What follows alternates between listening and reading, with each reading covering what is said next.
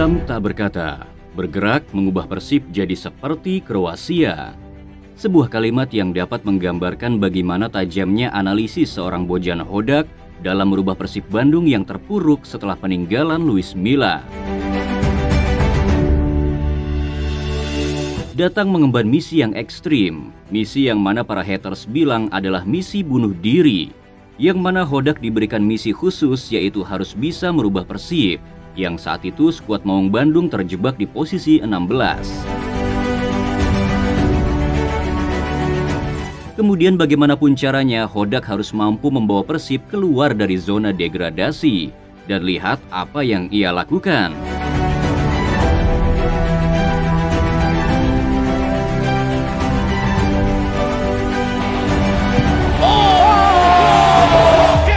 Yang dilepaskan oleh Edo Febriansyah. Persib memang tak terkalahkan dalam 6 pertandingan terakhir, yang mana beberapa dari gol-gol Persib selalu terjadi di menit-menit akhir, yang membuat hasil itu dituding sebagai hasil dari sebuah keberuntungan.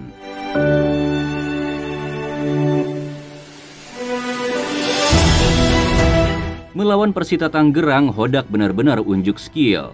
Bukan lagi hanya skill dari pergantian pemain, tapi skill yang bisa kita katakan strategi bunglon ala Kroasianya Bojan Hodak. Ia membuat Persib seperti tak terlacak. Jika di era Luis Milla jelas, Persib selalu menggunakan strategi ball possession dan sepak bola menyerang, yang hal itu sangat mudah terbaca dan diantisipasi oleh tim lawan. Di era Hodak sungguh berbeda. Sangat sulit bagi tim lawan untuk menganalisa apakah Persib akan menggunakan strategi menyerang atau justru bertahan dengan counter attack-nya. Melawan Persita Tangerang, strategi bunglonnya Hodak benar-benar menjadi mimpi buruk bagi tim berjuluk Pangeran Cisadane tersebut. Di awal laga, David da Silva dan kawan-kawan menggempur habis-habisan pertahanan Persita Tangerang, hingga akhirnya Persib unggul lewat gol David da Silva. Pemain dialihkan juga, tendangan dari Edo. Kali ini sundulan pemirsa. Gol! Yang menariknya terjadi pada menit ke-25. Saat itu Persib menerapkan strategi full defensif dengan blok rendah, juga menumpuk pemain di lini tengah yang membuat para pemain Persita mau tak mau harus mencoba long ball. Hanya berselang 1 menit kemudian seketika Persib berubah lagi. Yang tadinya bertahan, saat itu mereka justru melakukan gegen pressing dengan blok pertahanan tinggi.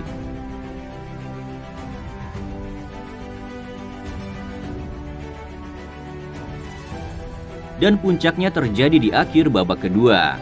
Kala itu Persib sangat sulit untuk mencetak gol tambahan. Mereka seperti keteteran dan membiarkan pemain Persita keluar menyerang. Mereka cosplay jadi tim yang seolah-olah sangat ingin bertahan. Tapi ternyata lagi dan lagi itu adalah bagian dari siasat dan strateginya Bojan Hodak untuk melakukan counter attack. Dan yang terjadi, counter attack itu berbuah corner yang kemudian lewat cannonball-nya, Edo Febriansyah mampu mencatatkan gol kedua untuk Persib Bandung. Oh, disundul saja bola.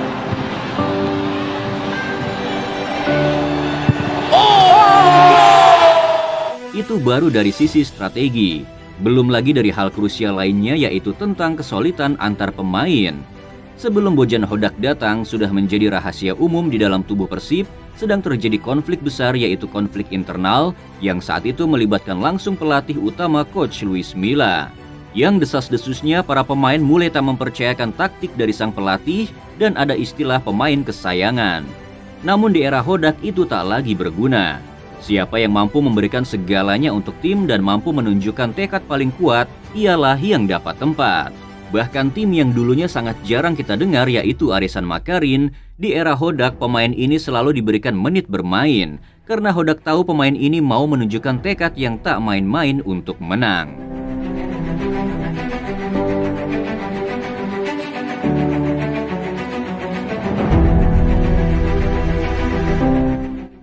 Kini para pemain semakin solid. Lihat saja saat Ciro gagal memanfaatkan peluang, pemain lain datang dan memeluknya.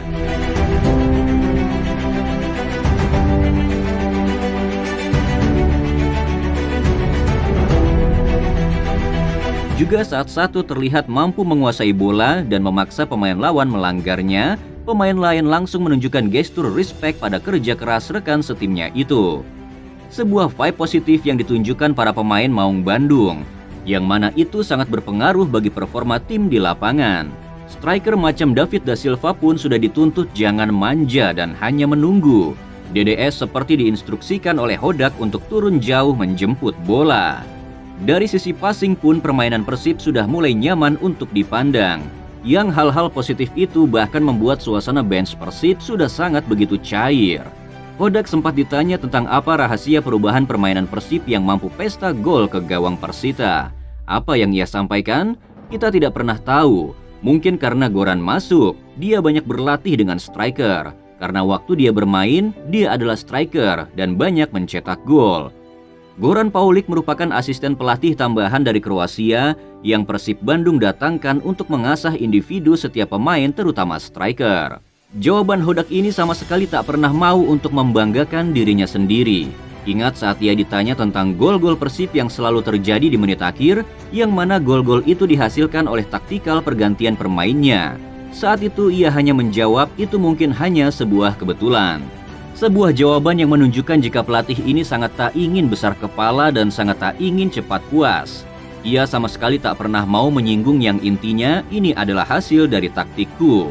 Ia selalu memberikan pujian dan hal positif untuk orang lain. Yang respon itu membuat para netizen bilang, si wajah paling sangar tapi si paling rendah hati. Kini Persib Bandung seperti telah bangun dari tidur panjangnya. Bersama Hodak, Maung Bandung mampu merangsek naik ke posisi 3 klasemen sementara dan hanya terpaut 4 angka dari pemuncak klasemen Borneo FC. Ya, kalian tidak salah dengar. Posisi 3 dengan hanya selisih 4 poin dari pemuncak klasemen. Hasil yang sangat di luar nalar bagi tim yang sebelum ia datang terjerembab di posisi 16 atau zona degradasi. Dan sekarang secara heroik jadi penantang serius juara Liga 1. Kini Persib merupakan tim paling diperhitungkan saat ini. Mereka selalu pulang dengan kepala tegak. Gebrakan, taktiknya, dan cara mengkroasiakan Persib ala Hodak benar-benar jadi momok bagi tim-tim lainnya. Maka jika kalian adalah bos atau manajemen Persib, apakah layak jika Bojan Hodak diberikan kepercayaan penuh dalam merombak, membangun, dan mencoba membawa Persib menuju kejayaannya kembali? Coba tuliskan pendapat kalian di kolom komentar.